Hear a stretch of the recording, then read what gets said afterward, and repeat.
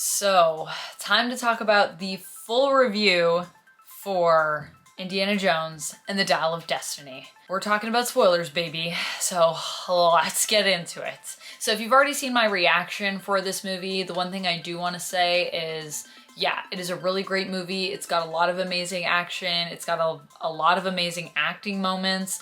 And if you love Indiana Jones, I think you will enjoy this movie. But let's get into the nitty-gritty of it. So basically what's happening in the movie, just a quick little summary of what goes down, is they're looking for, of course, the Dial of Destiny. Basically, Indiana's goddaughter comes to him and she's like, yeah, I'm looking for this dial. He's like, oh yeah, I do have half of this dial. And at the beginning of the movie, we get a flashback as to how he gets it. She is looking to acquire it, and at first she kind of sounds like, oh yeah, I'm doing like a paper and like it's gonna be super studious, but really she's just trying to pawn it off. She ends up getting it, and of course, who comes in but a bunch of baddies that chase them everywhere to also try to get the dial. What they're trying to do is they're trying to use it to go back in time. And these are the same baddies that we saw in the flashback at the beginning of the movie, namely Mads Mikkelsen's character, who, gotta say, fantastic villain in this. And gotta say, also feel like Helena, who is basically, or Helena, who is basically Indiana's goddaughter. She's also amazing. Probably my favorite character in this entire film. You look like you want to say something. Me? Yeah. Oh, no. Oh, okay. No, I'm fine. You keep like doing this. No, sorry, I'm looking at the different settings and stuff. That's what it is. I'm just taking in like all the different options. Sorry. Okay, Keep going. no worries. So yeah, she's amazing in it and is even crazier at a lot of moments than Indiana is. There's a whole moment where basically they're being chased through the streets of, where are they? Egypt, I think? Is that where they are? Where are they? When he first goes to where she is. I thought that was Egypt. No, I don't remember what that was. Oh, yeah. Well, there's basically a whole sequence where they're being chased through like these winding streets and they're on this like little buggy and it's like a car chase with the buggy and it's going crazy. And she sees an opportunity, Helena, to get into the car to try to grab the Dial of Destiny. She just goes for it. She like has like a pipe or something. She's pushing it in there and then she's trying to just reach through the back window. She's basically choking Mads Mikkelsen's character. Can I say that on YouTube? Yeah, she's choking him and trying to grab the dial from him and just swinging out the back of the window. It was insane and I can't believe that all happened. There are moments as well where we get to see Indy really shine in terms of him still being a great adventurer. Can I just say, I can't believe that Harrison Ford is 80. Harrison Ford is 80? He does not look 80 in this movie. He looks like he's in his 60s to me. Is that crazy? He looks really, really good. And also looks really good when he's even de-aged at the beginning, which the beginning of this movie ends up being kind of like a little short film almost in and of itself before we get into the present day, which was not what I was expecting. I was thinking there was going to be like, with the Dial of Destiny, I thought we were going to be moving a lot through time, but it's really just the beginning of the movie where we get that. And I will say I kind of liked that it was different than what I expected. However, at the same time, kind of would have been cool to see some more time travel-y stuff. I don't know. But he looks amazing still at the beginning as well, even de-aged. But I will say I did notice something with de-aging. I've always thought de-aging looks a little weird to me. Not that the effect looks bad, but more just like people don't really look like they are young completely. And I think I figured out that for me it has to do with the fact that when you look at their eyes, you can always tell somebody has like lived a life by looking at their eyes, whether that's just the amount of time we've been on this earth. The eyes really are the window to the soul, and looking in Harrison Ford's eyes, I could see that he was like older than he actually is. He does also have a little bit of an old man run. So when we get into the action sequences in that part, there's some stuff where he's moving and you're like, oh, that looks a little, he's running like 80-year-old Harrison Ford a little bit when he's on the top of the train.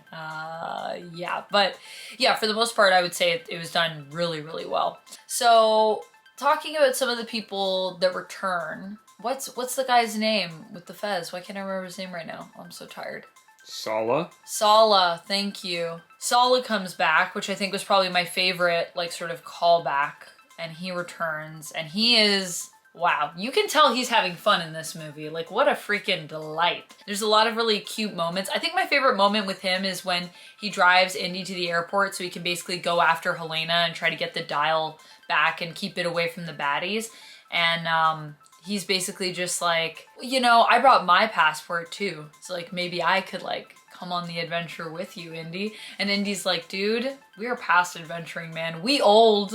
Like, that's not what should be happening right now, you know? And he's like, but I always miss like our days together, like going on adventures. Maybe we're not too old. Maybe we can still go on adventures.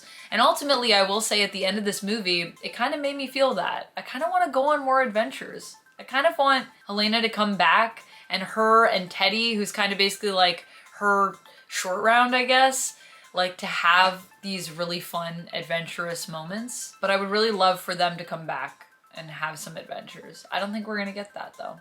Honestly, a little sad about that. There's a lot of really amazing emotional moments in this. There's a lot of really fun moments. Literally, they go deep sea diving. There's eels. And Teddy basically is like, oh, you know, eels are kind of like snakes. And he's like, don't say that. They're not like snakes. How dare you say that? And then there's literally a part where the eels are attacking him. And of course, I always think of that iconic like moment where Indy just like has a torch to like sort of fend off all the snakes.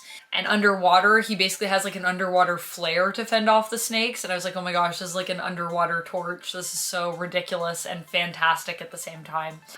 We also get like a few really cool like manipulation moments of manipulating the bad guys, where I think my favorite one is the one where Helena basically translates the tablet that they have.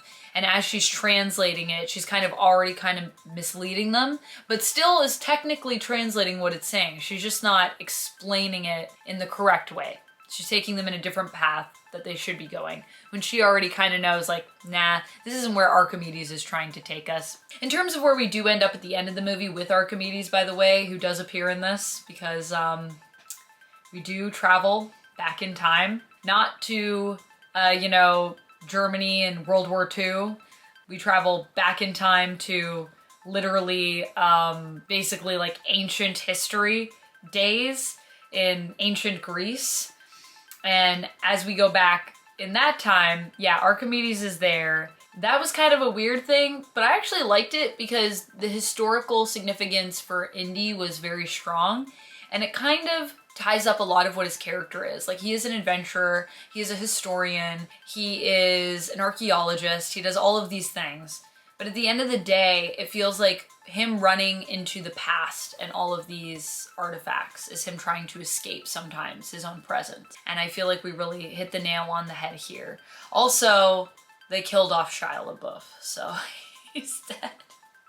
I should be laughing because actually the scene where that's revealed is really sad. But to just think that they were like, how will we deal with this? Well, yeah, Indy's son is dead. He went into the war and he died, and it's really sad.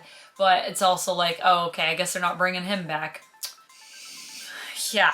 Antonio Banderas is also in this and is fantastic. Sadly, does not make it through. And they also have some new characters that I really like. They had a lady sort of CIA agent who I thought was super cool. And honestly, I think they killed her off way too early in this movie.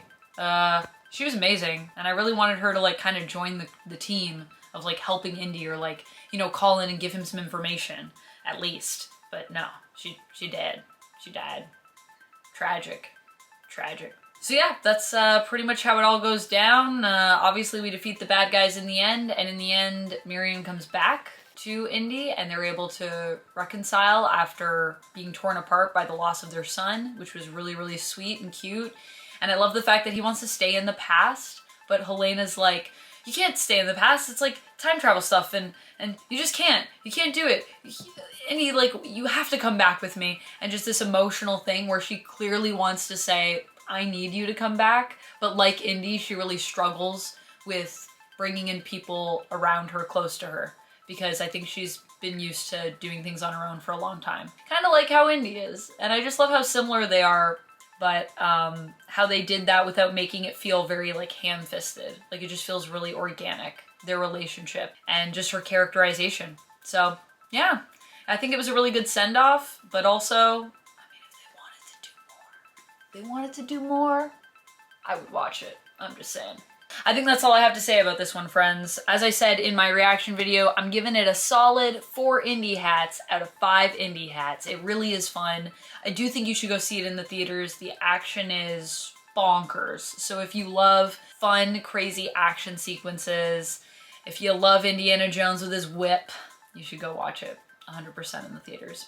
That's it for me for this one. I hope you enjoyed. Also, I guess I should say, I'm dressed like Ruby Roundhouse from Jumanji, so this is not me normally. This was about as adventure-y as I had right now in my cosplay wardrobe. But also, maybe I need to do a Helena or an Indiana Jones cosplay. Something to think about. Well, until next time, friends, stay nerdy. I'll see you. And yeah, let me know if you went and saw it, if you liked it. All right? Bye!